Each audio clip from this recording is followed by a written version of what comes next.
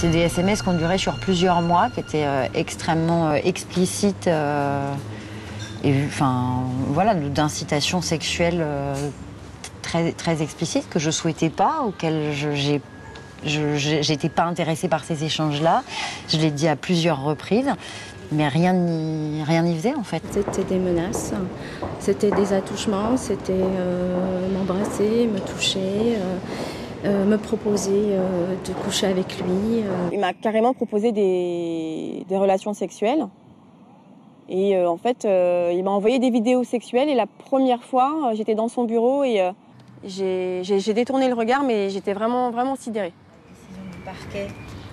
Ces femmes ont en commun d'être des victimes de harcèlement sexuel au travail. Toutes ont décidé de briser la loi du silence. Hélène Debost, élue Europe Écologie Les Verts et adjointe au maire du Mans, aurait été harcelée par le député écologiste Denis Baupin il y a 5 ans. Pendant plusieurs mois, il lui aurait envoyé des SMS très explicites à caractère sexuel.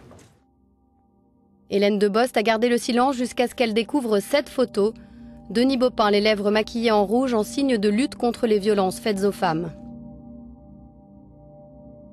Je tombe sur la photo et j'ai eu une nausée, je suis allée vomir.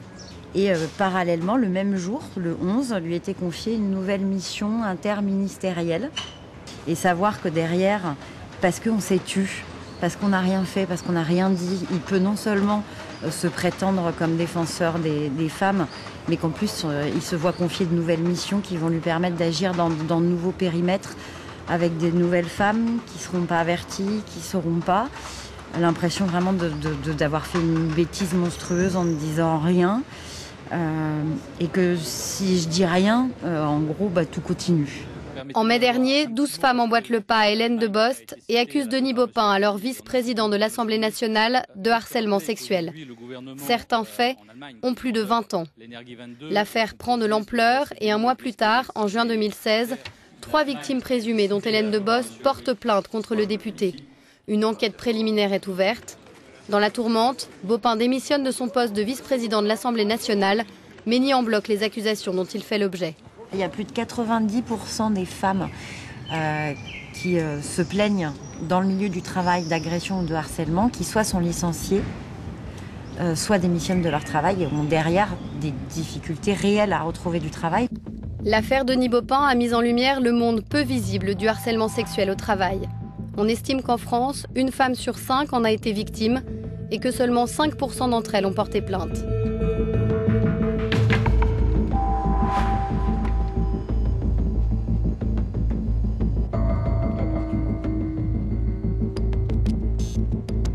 Les victimes d'agressions sexuelles ou de harcèlement sexuel ont 3 ans pour porter plainte.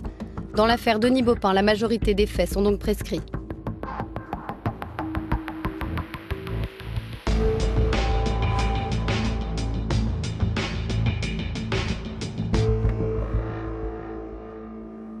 Comment définir le harcèlement sexuel au travail?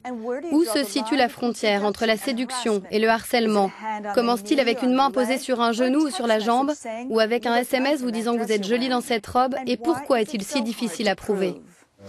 Avec aussi des choses clés en main, c'est-à-dire l'intervention qu'ils peuvent faire dans l'instant. Christophe Dague est à l'origine et en charge du programme Respecter, un programme de prévention contre le harcèlement sexuel au travail. Il nous explique de quoi il s'agit vraiment. Pour nous, la frontière est très claire entre ce qui pourrait être la séduction et le harcèlement sexuel. Et il ne peut pas y avoir de confusion pour le harceleur entre ce qu'est la séduction et ce qui devient du harcèlement sexuel. On peut inviter une salariée à aller boire un café le soir ou lui dire qu'on la trouve jolie ou qu'elle ne nous laisse pas insensible. À partir du moment où elle montre qu'elle n'est pas intéressée, stop. Voilà. Et si on ne stoppe pas, ça devient effectivement du harcèlement sexuel, pour la bonne raison que la salariée, elle ne peut pas quitter l'endroit où elle est, elle ne peut pas arrêter les relations avec les autres salariés, elle ne peut pas s'exclure du collectif, et donc ça donne un pouvoir au harceleur. Direction le palais de justice de Paris. Ces femmes se battent pour prouver un cas de harcèlement sexuel au travail devant la cour d'appel. La victime dit avoir été harcelée sexuellement par son patron pendant plus d'1 an, jusqu'à un arrêt de travail pour dépression.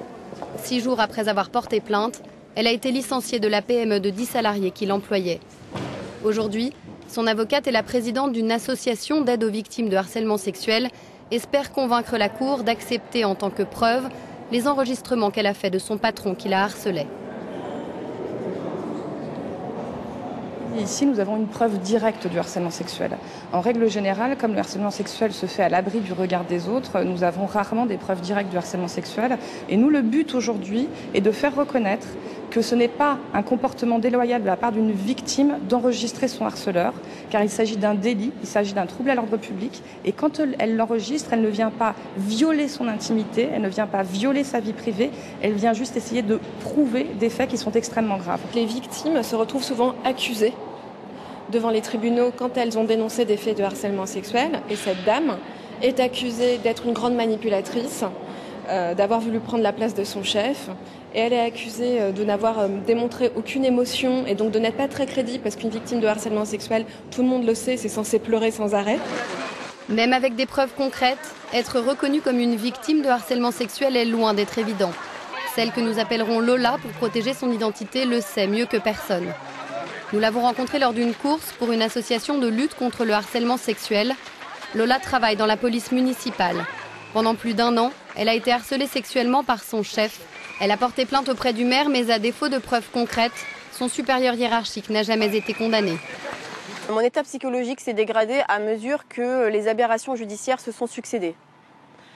Clairement, vous avez un premier classement sans suite, avec un dossier pléthorique, avec une caméra qui filmait toute la journée au-dessus de ma tête au poste de la police municipale, un deuxième classement sans suite. En parallèle, un conseil de discipline qui blanchit le harceleur. Et pour être très pragmatique, le harceleur a reconnu m'avoir envoyé des vidéos pornographiques et m'avoir remis une arme en exigeant un rapport sexuel en retour. Donc ces faits, il les a reconnus. Le conseil de discipline, à l'unanimité, c'est d'autant plus aberrant, a décidé de ne pas le sanctionner. C'est seulement quand Lola a contacté l'Association européenne contre les violences faites aux femmes au travail, qui a déposé une nouvelle plainte, que les prud'hommes ont reconnu la ville coupable de ne pas l'avoir protégée. Lola s'est vue attribuer 15 000 €, mais la mairie a fait appel de la décision. Retour au palais de justice de Paris. L'audition est terminée. La Cour rendra sa décision en septembre. Pour les victimes de harcèlement sexuel, se battre pour la vérité n'est pas une affaire d'argent, mais bien de justice. Et pendant l'audience, est-ce que ça vous a rappelé un peu justement que cette bataille est très difficile? Bien sûr, bien sûr. On imagine les scènes. Enfin bon, je revis les scènes. Je les revis. Je revis cette réunion. Je revis pourquoi j'ai fait ça, pourquoi ceci, et mon désarroi surtout. Cette solitude, c'est terrible. Cette solitude dans une petite PME, on n'a personne. Voilà, je suis allée voir moi tout ce qui est médecine du travail, etc. On m'a regardé, on m'a dit vous avez des preuves écrites? J'en avais pas. J'avais rien. De toute façon, les juges sont très peu finalement généreux dans les dossiers de harcèlement sexuel, puisque les condamnations les plus importantes que j'ai obtenues, moi, c'était 15 000 € devant la Cour d'appel de Paris pour des faits d'agression sexuelle. Donc la femme avait été quasiment violée dans un KGB et elle a obtenu 15 000 € de dommages et intérêts. Donc c'est évident que les femmes victimes ne font pas ça parce qu'elles sont vénales, souvent les présentent comme des femmes vénales, c'est entièrement faux. Elles le font parce que c'est nécessaire pour elles de faire condamner leur employeur, c'est vital comme le disait la dame que j'ai défendue aujourd'hui.